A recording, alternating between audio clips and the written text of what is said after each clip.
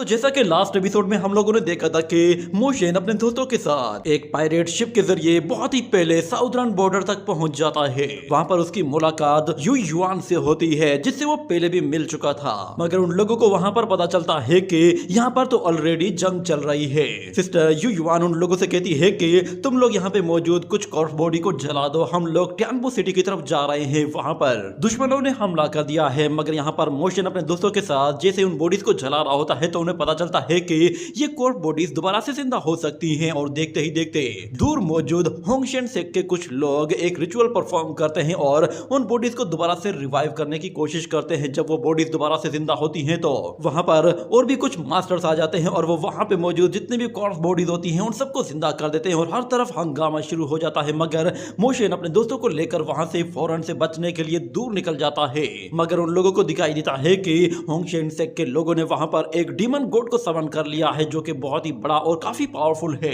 जिसके बाद मोशन अपने दोस्तों से कहता है कि हमें इन लोगों का सफाया करना होगा। मैंने कुछ लोगों को रिचुअल परफॉर्म करते हुए देखा है, वो लोग ही इस डीमन गॉड को यहाँ पर समन कर रहे हैं। क्या तुम लोग मेरे साथ उन्हें मारने के लिए चलोगे? तो वान युन कहता है कि अगर तुम जा सकते हो तो मैं भी जा सकता हूँ, मगर वो गंजा कहता है कि उन लोगों के पास तो डिवाइन एबिलिटीज हैं, हम उन्हें कैसे मारेंगे? तो यहाँ पर वान युन उन लोगों को बताता है कि आज से 1 साल पहले इंपीरियल मास्टर ने अपनी एक टीम बनाई थी और उन्होंने अपनी टीम के साथ मिलकर होंगशेन सेक्ट पर हमला किया था और उन लोगों ने होंगशेन सेक्ट की बहुत ही बुरी तरह से बैंड बजा कर रख दी थी। मगर वो गंजा कहता है कि इंपीरियल मास्टर का रियल तो हमसे काफी ज्यादा हाई है और वो एक सोर्ड मास्टर है। मगर यहाँ पर मोशन उन लोगों को समझाता है कि इंपीरियल मास्टर ने सोर्ड कंट्रोल के जरिए उन लोगों को मारा था और हम लोग यहाँ पर अपनी कॉम्बैट टेक्निक के जरिए उन लोगों को हराएंगे। तो वान युन कहता है ठीक है, तो फिर मैं चलने के लिए तैयार हूँ। और सी युनशान भी कहती है कि तुम अकेडमी के सबसे सीनियर हो तो तुम्हें हम सब लोगों को लीड करना चाहिए। और यहाँ पर सिस्टर लांगनू कहती है कि डिवाइन एबिलिटी मास्टर्स को मारना ये सच में एक बहुत ही रिस्की काम है, मगर मैं ये जरूर करूंगी। और वो गंजा कहता है कि अगर मैं मरने के बाद हेल में नहीं जाऊंगा तो फिर मुझे उन लोगों से लड़ने में कोई प्रॉब्लम नहीं। मगर लांगनू उसे थप्पड़ मारते हुए कहती है कि तुम एक जेन मास्टर हो, आखिर तुम्हारे साथ हेल में कौन जाना चाहेगा? इतना कहने के बाद हमें दोबारा से उन 13 वॉरियर्स को दिखाया जाता है जो कि वहां पर डीमन गॉड को समन करने का रिचुअल परफॉर्म कर रहे होते हैं। उन लोगों को आइडिया ही नहीं था कि उन लोगों को मारने के लिए किसी ने कोई प्लानिंग बनाई हुई है। अचानक से वहां पर एक वॉरियर को कुछ हलचल महसूस होती है तो वो पीछे पलट कर देखता है, मगर वहां पर कोई भी नहीं होता। ये देखकर वो काफी सरप्राइज होता है, मगर देखते ही देखते वो व्हाइट फॉक्स और वो किलिंग ड्रैगन वहां से बाहर निकल आते हैं और आपस में लड़ना शुरू कर देते हैं। वो किलिंग ड्रैगन उस फॉक्स को खाने की कोशिश कर रहा था जिस पर वो सारे ही लोग हैरान हो जाते हैं, मगर जब वो किलिंग ड्रैगन उस लिंगर को अपने मुंह में दबोच कर कच्चा चबा जाता है तो वो लोग कहते हैं कि अच्छा, तो ये एक छोटा सा ड्रैगन है जो कि अपना शिकार कर रहा है, इसमें ऐसी डरने वाली कोई बात नहीं। मगर अचानक से वहां पर एक लड़की के चिल्लाने की आवाज सुनाई देती है, जिस पर वो लोग पलट कर देखते हैं तो उन लोगों को वहां पर सी युनशान नजर आती है। वो उन लोगों की तरफ आते हुए एक जगह गिर जाती है और कहती है कि प्लीज मेरी मदद करो, मैं रास्ता भटक गई हूँ और कुछ लोग मेरा पीछा कर रहे हैं। और यहाँ पर वो गंजा भी अपना मौका देखते ही एक बंदे के पास आकर खड़ा हो जाता है और वान युन और मोशन दोनों ही वाइन पीते हुए उन लोगों के बीच में आते हैं और अचानक से अपनी सोर्ड निकालते ही 2 लोगों के गले में सोर्ड्स घुसा देते हैं, जिसकी वजह से उन दोनों का काम तमाम हो जाता है। और वो गंजा भी मौका देखते ही एक वॉरियर पर टूट पड़ता है और उसे हड्डी तोड़ अटैक के साथ उठाकर दूर फेंक देता है। और सी युनशान मौका देखते ही अपनी थ्रेड टेक्निक के जरिए लोगों को बुरी तरह से मारती है और दूसरी तरफ लांगनू और उसका वो वॉल्फ वॉरियर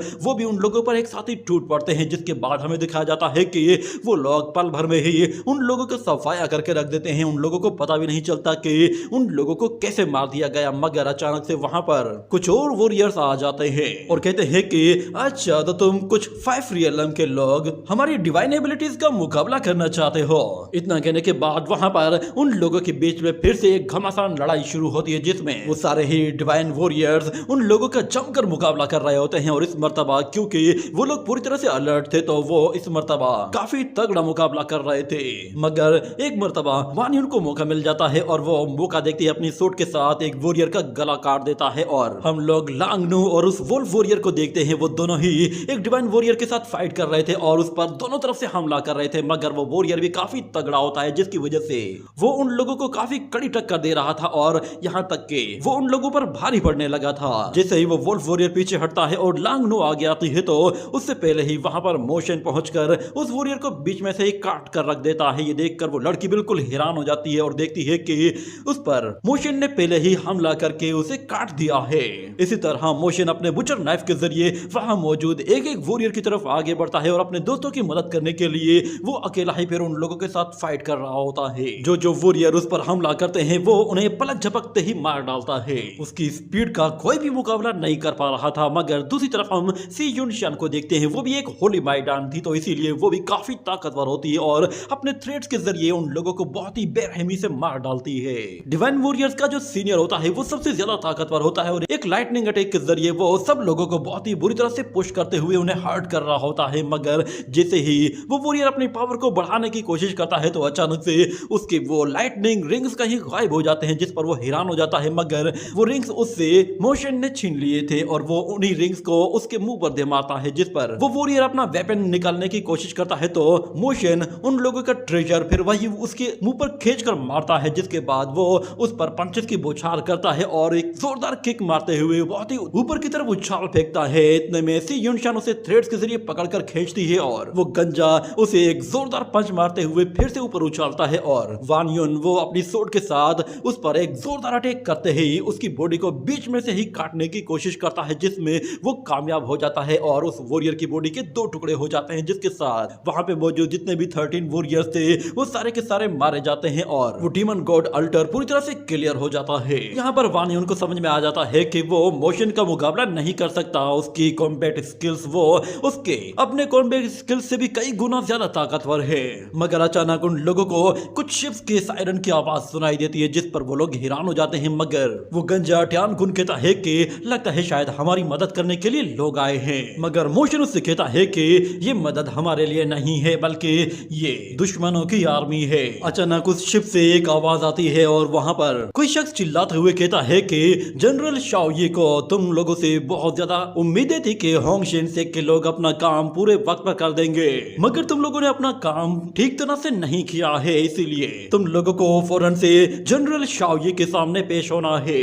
अगर तुम लोग हमारी आवाज सुन रहे हो तो फौरन से हमारी आवाज का जवाब दो। ये सुनकर वो गंजा कहता है कि हम लोग तो पूरी तरह से दुश्मनों से घिरे हुए हैं, लगता है हम लोग यहाँ से नहीं निकल पाएंगे। वो लोग मोशन से कहते हैं क्या तुम्हारे पास कोई आइडिया है कि हम लोग कैसे खुद को बचाएंगे? तो मोशन कहता है ऐसा करो कि होंगशेन से के लोगों का लिबास पहन लो। ये सुनकर वो गंजा हैरान हो जाता है, मगर उनके पास और कोई ऑप्शन होता ही नहीं है। दूसरी तरफ हमें दिखाया जाता है कि सिस्टर चूयू वो देख रही होती है कि वो डीमन गॉड हर तरफ तबाही मचा रहा है और दूसरी तरफ जनरल शाओये के सामने उन डिसाइपल्स को पेश किया जाता है जो कि सेकंड डीमन गॉड को समन करने वाले थे।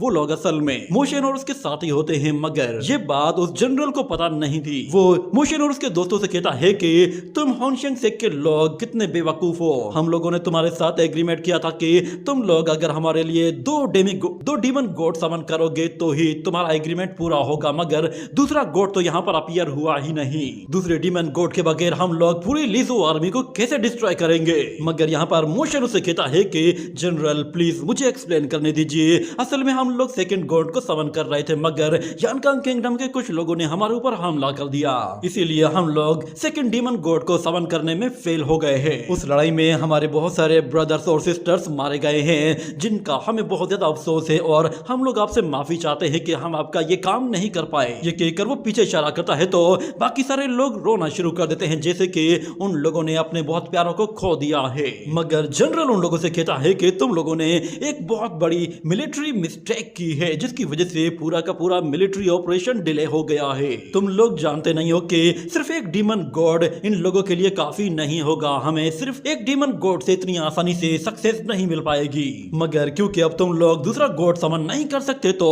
तुम लोग हमारे किसी काम के नहीं हो और तुम्हें इस क्राइम की सजा सिर्फ और सिर्फ मौत दी जाएगी। ये देखकर ट्यानकुन बिल्कुल हैरान सा रह जाता है। वो काफी ज्यादा डर गया था, मगर देखते ही देखते वहां पर बहुत सारे सोल्जर्स आ जाते हैं और जनरल शाओये वो सब लोगों को ऑर्डर देता है कि इन लोगों को यहीं के यहीं खत्म कर दो। हम लोग इस बैटल को लड़ने से पहले ही इन लोगों के सर काट कर इन लोगों की सैक्रिफिकेशन देंगे ताकि हमारी ये बैटल अच्छी हो सके। मगर मोशन कहता है कि मैं उस गॉड को अभी भी समन कर सकता हूँ। ये कहने के बाद वो उस डीमन गॉड के ट्रेजर को बाहर निकालता है, जिस पर वो जनरल उससे कहता है कि क्या तुम समन करोगे? तुम तो सिर्फ कुछ लोग हो और वो भी 5 एलिमेंट रियलम के लोग हो, क्या तुम समन कर पाओगे? तो मोशन कहता है कि तुम मुझ पर छोड़ दो। ये कहने के बाद वो उसी डीमन ट्रेजर को यूज करते हुए वहां पर डिमोनिक मंत्र पढ़ना शुरू करता है। तो हमें दिखाया जाता है कि उसकी वो टेक्निक काम करना शुरू कर देती है और देखते ही देखते कुछ ही देर के अंदर वहां पर एक डीमन मूर्ति अपीयर होती है। ये डीमन मूर्ति सेम टू सेम पहले वाली डीमन गॉड मूर्ति की तरह ही होती है, जिस पर जनरल कहता है ठीक है, ये लोग अभी भी हमारे काम के हैं। वो मोशन से कहता है कि ठीक है, तुम्हारे पास अभी भी अच्छा मौका है, अभी भी ये जंग चल रही है और तुम अभी भी इस जंग में अच्छी तरह से पार्टिसिपेट कर सकते हो। और ये बात हमेशा याद रखना कि तुम लोग आज इस जंग में एक हीरो का रोल प्ले कर सकते हो। एंशिएंट टाइम से लेकर आज तक हमेशा जितनी भी जंगें हुई हैं, उन जंगों में हमेशा लोगों ने नए नए हीरोज को जन्म दिया है। ऐसी वार्स में हमेशा लोग अपनी सबसे अल्टीमेट पावर्स को यूज कर पाते हैं। ऐसा इसलिए होता है क्योंकि हर एक वॉरियर अपनी जान की बाजी लगाता है, क्योंकि उसे पता होता है कि अगर वो अपना पूरा जोर नहीं लगाता तो उसकी अपनी जान जाएगी। यही वजह है कि इन वार्स में हमें अल्टीमेट्स और सुप्रीम टेक्निक्स देखने को मिलती है। मैंने कभी सोचा भी नहीं था कि होंगशेंग सेक्ट के लोगों के पास भी कोई इस तरह का जीनियस होगा जो कि अकेला ही किसी डीमन गॉड को समन कर पाएगा। अगर तुम इस गॉड को फिर से समन कर लेते हो तो फिर ये जंग और भी ज्यादा खतरनाक और खूंखार हो जाएगी। तुम्हारे पास अभी भी एक अच्छा सा मौका है, तुम अपने आप को इम्प्रूव कर सकते हो और इस गॉड को समन करके हमारी मदद कर सकते हो। मोशन के यहाँ पर दोस्त उससे कह रहे होते हैं कि डीमन गॉड को समन करने के लिए तो बहुत ज्यादा स्पेल्स और एनर्जी खर्च करनी पड़ सकती है, हमारे पास तो कुछ भी नहीं है। पर मोशन कहता है कि सही जगह पर सही स्पेल को यूज करना ही सबसे बेस्ट ऑप्शन होता है। हमें अगर ये बैटल जीतनी है तो इसके लिए हमें एक छोटा सा रिस्क लेना ही होगा। हमें कोई ऐसा काम करना है कि जिससे हम लोग हजारों वॉरियर्स पर एक साथ कंट्रोल कर लें। और दूसरी तरफ जनरल शाओगी उन लोगों से कहता है कि मैंने तुम लोगों की जान बख्श दी है, जिस पर मोशन कहता है कि जनरल आपका बहुत बहुत शुक्रिया कि आपने हमें एक और मौका दिया। इतना कहने के बाद अचानक से वहां पर कोई और शख्स अपीयर होता है और वहां हमें दिखाया जाता है वही स्नेक प्रिंस अपीयर होता है। और वो आते हुए कहता है कि अरे वाह, यहाँ पे तो एक और महफिल सजी हुई है। वो वहां पर आते ही सबसे पहले मोशन की तरफ अट्रैक्ट होता है और कहता है कि मुझे ये लड़का कुछ जाना पहचाना क्यों लग रहा है। वो मोशन से कहता है कि क्या हम लोग पहले मिले हैं? तो फिर मोशन कहता है कि मैं आप लोगों के ड्रैगन गेट में बहुत टाइम पहले अपने मास्टर के साथ आया था, मुझे नहीं पता था कि आप मुझे इतने लंबे टाइम के बाद भी पहचान पाएंगे। ये बात उस लड़के को कुछ हजम नहीं होती, मगर वो फिर भी उस पर भरोसा कर लेता है। और फिर वो जनरल शाओगी से कहता है कि हो सकता है कि ये होंगशेंग सेक्ट के लोग मेरे काम आ जाए, मैं इन लोगों को अपने साथ टियानबो सिटी लेकर जाऊंगा। तो वो जनरल कहता है क्यों, क्या जनरल लोंग के पास कोई और प्लान है? तो वो स्नेक वॉरियर कहता है कि हम लोगों के पास एक अलग ही प्लान है। सुनने में आया है कि इंपीरियल आर्मी अपनी व्हाइट टाइगर आर्मी को यू युआन की मदद करने के लिए भेज रहा है। वो आर्मी टियानबो सिटी से होते हुए ही लीजू सिटी में आएगी। और क्योंकि टियानबो सिटी साउदर्न बॉर्डर में अंदर आने का और बाहर जाने का रास्ता है, तो इसीलिए जनरल लोंग ने प्लान किया है कि हम लोग लीजू आर्मी को टियानबो सिटी के चारों तरफ से घेर लेंगे, ताकि हम लोग साउदर्न बॉर्डर को पूरे लीजू सिटी तक कंट्रोल कर सके।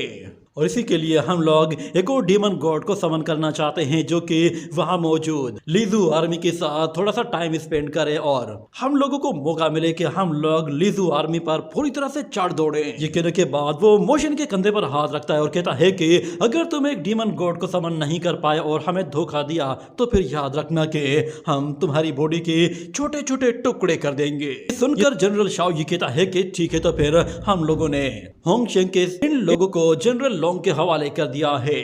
आप लोग अब यहाँ से जा सकते हैं क्योंकि हम लोग अब लीजू आर्मी की तरफ आगे बढ़ रहे हैं। और दूसरी तरफ हमें दिखाया जाता है कि वहां पर अभी भी दोनों तरफ से आग ही आग नजर आ रही होती है। यहाँ पर वो डीमन गॉड हर जगह तबाही मचा रहा होता है। यहाँ पर एक तरफ तो 9 नेदर गेट और दूसरी तरफ इमोर्टल सेक्ट दोनों ने मिलकर हल्ला बोल दिया था। और यहाँ पर एक वॉरियर आता है और वो मिस्टर चुयू से कहता है कि जनरल, हमें अभी अभी एक खबर मिली है कि जनरल शाओगी और वो डीमन गॉड दोनों ही इसी तरफ आगे बढ़ रहे हैं। वो जनरल जैसे ही यू युआन के करीब पहुंचता है तो वो आते साथ ही सिस्टर चुयू से कहता है कि कॉर्प्स इमोर्टल सेक्ट और 9 नेदर सेक्ट ने तुम लोगों को चारों तरफ से घेर लिया है। मिस्टर चुयू को कहता है कि क्या तुम अब भी उस इंपीरियल मास्टर की लॉयल बनकर रहोगी। हम दोनों एक ही किंगडम से हैं जिन लोगों ने अपने किंगडम को खोया है। उस इंपीरियल मास्टर ने न सिर्फ हम लोगों को सरेंडर करने पर मजबूर कर दिया था, बल्कि उसने हमारी इतनी ज्यादा इंसल्ट की थी कि जो आज से पहले कभी किसी ने नहीं की थी।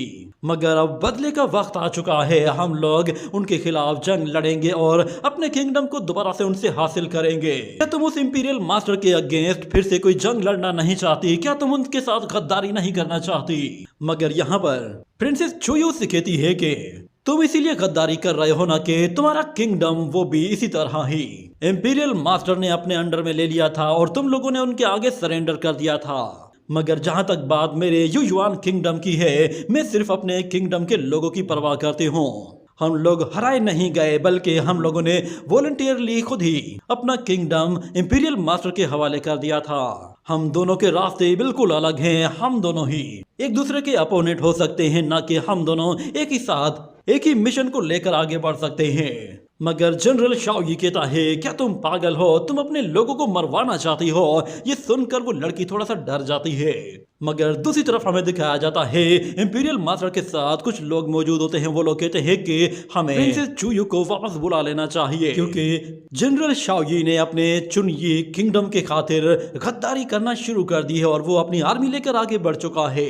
वो लोग इंपीरियल मास्टर से कहते हैं कि अगर आप उस युयुआन प्रिंसेस पे भरोसा कर रहे हैं कि वो चुनयी किंगडम के शाओगी का मुकाबला करेगी और वो व्हाइट टाइगर आर्मी का भी साथ देगी, तो ऐसा नहीं हो सकता। कहीं ऐसा ना हो कि वो दोनों ही फिर एक साथ मिल जाएं और फिर पूरा लीजू सिटी ही हमारे हाथों से निकल जाए और साथ में चुनयी किंगडम भी हमारे हाथों से चला जाएगा। इस तरह पूरा का पूरा साउदर्न बॉर्डर भी हमारे हाथों से निकल जाएगा। फिर हमारे हाथ कुछ भी नहीं रहेगा, ना ही हम लोग दोबारा उसे कभी हासिल कर पाएंगे। इतने में हमें दिखाया जाता है वहां पर प्रिंसेस चुयू का वो ब्रदर आता है, तो इंपीरियल मास्टर वो उसे कोई चीज हाथ में थमा देता है और कहता है कि लीजू अब तुम्हारे हाथ में है, मैंने सब कुछ तुम्हारे हवाले कर दिया है।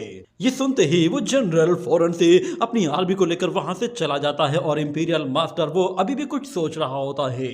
मगर हमें दिखाया जाता है कि प्रिंसेस चुयू का वो ब्रदर फौरन से अपनी आर्मी को लेता है और अपनी सिस्टर की मदद करने के लिए निकल पड़ता है। दूसरी तरफ इंपीरियल मास्टर को फिर से एक आदमी की आवाज सुनाई देती है। वो कहता है कि आजकल तुम किसी के दिल के साथ खेल नहीं सकते, खासतौर पर किसी ऐसे इंसान के साथ तो बिल्कुल भी नहीं कि जिसे तुमने सरेंडर करने पर मजबूर किया था। अगर इन लोगों ने तुम्हारे साथ गद्दारी कर दी तो फिर यकीन जानो कि ये तुम्हारे लिए एक बहुत बड़ी रुकावट बन जाएंगे। मगर इंपीरियल मास्टर ने क्या कुछ प्लान किया हुआ होता है उसके बारे में किसी को कोई आइडिया नहीं था। और फिर अगले सीन में हमें दोबारा से उसी स्नेक प्रिंस को दिखाया जाता है। वो अपने उस जायंट स्नेक के साथ जैसे ही अपने क्लान में वापस आता है तो उसके सेक के लोग उसे वहां पर वेलकम करते हैं, जिस पर वो वॉरियर कहता है, मुझे बताओ कि यहाँ पर सिचुएशन क्या है। तो एक वॉरियर कहता है कि इंपीरियल मास्टर ने यानकांग किंगडम की टाइगर आर्मी को युयुआन किंगडम की तरफ भेज दिया है। वो लोग उस इम्प्रेस की मदद करने के लिए जा रहे हैं। यहाँ पर मोशन भी होता है और वो उन लोगों की बात सुन लेता है। उसे पता चल जाता है कि जनरल युआन वो अपनी सिस्टर की मदद करने के लिए निकल पड़ा है। और वो स्नेक प्रिंस कहता है कि अच्छा, तो टाइगर आर्मी वो लीजू सिटी के लिए आगे बढ़ना चाहती है, तो फिर ये हमारे लिए एक परफेक्ट मौका है। क्यों ना हम लोग बीच रास्ते में ही उन लोगों का पत्ता साफ कर दें। हम लोग फौरन से एक डीमन गॉड को समन करते हैं और उनके रास्ते पर खड़ा कर देते हैं। मगर यहाँ पर मोशन उन लोगों से कहता है कि डीमन गॉड को समन करने के लिए हमें व्हाइट बॉर्न अल्टर की जरूरत पड़ने वाली है, जो कि 36 फीट लंबा हो और पूरा का पूरा बोन से बना हुआ हो और उसके सरफेस में बहुत सारी हड्डियों के ढांचे हों और खास तौर पर स्कल्स पड़ी हुई हों। अगर यहाँ पर ये नंबर्स पूरे नहीं होते तो फिर आपको कुछ और लोगों को मारना होगा ताकि उनकी हड्डियों को भी इस्तेमाल किया जा सके। एक भी हड्डी अगर कम पड़ जाती है तो शायद ये प्रोसेस कंप्लीट नहीं होगा। मगर यहाँ पर वो प्रिंस कहता है कि ठीक है, तो अल्टर तुम्हारे हवाले कर दिया जाएगा, इसलिए हमें डिसअपॉइंट मत करना। तो मोशन कहता है कि हम लोग एक सीक्रेट टेक्निक परफॉर्म करेंगे, तो इसीलिए प्लीज कोई भी हमें डिस्टर्ब ना करे। ये सुनने के बाद वो प्रिंस उन लोगों से कहता है कि ठीक है, तो फिर तुम लोग जाओ। और साथ में वो अपने कुछ वॉरियर से कह देता है कि इन लोगों पर नजर रखना। इतना कहते ही वो लोग जैसे ही उस अल्टर की तरफ जाते हैं तो वहां पर उन लोगों के साथ साथ उस प्रिंस ने अपने कुछ लोगों को भी भेज दिया था। मगर अंदर आने के बाद यहाँ पर वो लोग थोड़ी देर के लिए थोड़ा सुकून का सांस लेते हैं और अंदर आते ही वो गंजा कहता है कि मैंने सुना है कि ये यंग प्रिंस बहुत ही ज्यादा खूंखार और खतरनाक है, ये तो लोगों के खून का प्यासा है। क्या ये बात वाकई में सच है कि ये लड़का मर्दों में कुछ ज्यादा इंटरेस्टेड है? मगर लिंगर फौरन आती है और कहती है कि तुम्हें वैसे भी डरने की कोई जरूरत नहीं, वो तुम्हारे जैसे मर्दों में बिल्कुल भी इंटरेस्टेड नहीं है। मगर मोशन फौरन से अपना मास्क उतारता है और वो अपनी डिवाइन आइज के जरिए देखता है कि वो लोग वहां पर डिवाइन ड्रैगन डान के अंदर आ गए हैं, जहां पर बहुत सारी ड्रैगन बोन्स पड़ी हुई है। और उसके साथ साथ वो लोग वहां पर उस डीमन अल्टर को भी देखते हैं। और वानियन कहता है कि प्लीज मुझे बताओ कि आगे करना क्या है। तो मोशन कहता है कि हमारे पास सिर्फ एक ही ऑप्शन है कि हमें डीमन गॉड को यहाँ पर बुलाने के लिए डीमन रिचुअल परफॉर्म करना होगा। मगर ये लोग यहाँ पर मोशन से कहते हैं कि हम लोगों को कैसे पता होगा कि होंगशेंग सेक के लोग वो डीमन गॉड्स को किस तरह समन करते हैं, ना ही हमें रिचुअल परफॉर्म करना आता है। पर मोशन कहता है कि तुम लोग बेफिक्र हो जाओ, सब कुछ मैं करूंगा। ये सुनकर वो लोग हैरान हो जाते हैं कि मोशन ये सब कुछ कैसे जानता है। पर मोशन कहता है चाहे यहाँ पर कुछ भी हो जाए, बस तुम लोग मेरे सिग्नल का इंतजार करना। यहाँ पर हमें दिखाया जाता है कि सिस्टर चुयू को बताया जाता है कि उन लोगों की साउदर्न चेक पोस्ट को पूरी तरह से डिस्ट्रॉय कर दिया गया है और 9 नेदर गेट पूरी तरह से वहां पर कंट्रोल ले चुका है। और दूसरी तरफ कॉर्प इमोर्टल सेक्ट ने भी हमला कर दिया है और वो लोग नॉर्थ की तरफ अपना कंट्रोल ले चुके हैं। यहाँ पर वो डीमन गॉड अभी भी उन लोगों पर हमला किए जा रहा होता है और उनकी शील्ड को तोड़ने के लिए अपना पूरा जोर लगा रहा था। यहाँ पर वो वॉरियर सिस्टर चुयू को बता रहा होता है कि जनरल शाओ जी वो बहुत जल्द यहाँ पर पहुंचने वाला है और हो सकता है कि वो लोग इस डीमन गॉड के साथ मिलकर हम लोगों पर हमला करें। अगर ये सब लोग एक साथ ही आकर हमला करते हैं तो हमें नहीं लगता कि हम लोग इन सबको एक साथ होल्ड कर पाएंगे। इतने में वो डीमन गॉड उन लोगों का वो बैरियर तोड़ देता है, जिसकी वजह से वहां मौजूद काफी ज्यादा तबाही होती है और बहुत ज्यादा पानी अंदर घुस आता है। उसके साथ साथ डीमन गॉड उन लोगों के ऊपर आग बरसा रहा होता है। वो लोग उसे रोकने की जितनी भी कोशिश करते हैं मगर वो लोग उसे नहीं रोक पाते, क्योंकि वो डीमन गॉड काफी ज्यादा ताकतवर होता है। उस पर किसी भी वेपन का कोई भी असर नहीं हो रहा था। मगर देखते ही देखते अचानक वहां पर कोई शख्स सन टेक्निक को यूज करते हुए उस डीमन गॉड को मारने की कोशिश करता है, जिस पर सिस्टर चुयू कहती है कि ये क्या, लगता है मेरा ब्रदर आ गया है। वो फौरन से आर्मी को ऑर्डर देते हुए कहती है कि सब लोग जल्दी से व्हाइट टाइगर आर्मी को सपोर्ट करने के लिए तैयार हो जाओ। और यहाँ पर जनरल शाओयू को पता चल जाता है कि व्हाइट टाइगर आर्मी पहुंच चुकी है। और दूसरी तरफ से चुयू ने भी अपनी आर्मी को व्हाइट टाइगर आर्मी के साथ असेंबल कर दिया है। यहाँ पर व्हाइट टाइगर आर्मी का जनरल वो फौरन से नॉर्थ ईस्ट कॉर्नर की तरफ से आकर हमला कर रहा होता है। ये देखकर जनरल शाओयू कहता है कि अच्छा, तो ये बहन भाई उस इंपीरियल मास्टर के पालतू कुत्ते बन गए हैं। मगर यहाँ पर कुछ और लोग आते हैं और वो आते ही जनरल शाओयू से कहते हैं कि हमारे होंगशेंग सेक के एल्डर्स ने आप लोगों से एक रिक्वेस्ट की है। उन्होंने कहा है कि हम लोगों ने अपना हाफ मिशन कंप्लीट कर लिया है, मगर एक डीमन गॉड को समन करने के बाद जब हम लोग दूसरे डीमन गॉड को समन कर रहे थे तो हमारे लोगों पर जानकांग किंगडम के कुछ लोगों ने हमला कर दिया। और उस वक्त उन लोगों ने हमारे लोगों को न सिर्फ मारा है बल्कि उनके तिलिस्मान को भी चुरा लिया है। इसके लिए हम लोग आपसे माफी चाहते हैं कि हम लोग अब डीमन गॉड को समन नहीं कर सकते। आप लोग प्लीज हमारा बदला जरूर लीजिएगा। इतने में उस जनरल को याद आता है कि जो लोग यहाँ पर पहले आए हुए थे वो लोग होंगशेंग सेक के लोग नहीं थे, बल्कि वो लोग जानकांग किंगडम के ही लोग थे। वो फौरन से अपनी आर्मी से कहता है कि जल्दी करो, टियानबो सिटी की तरफ मूव करो।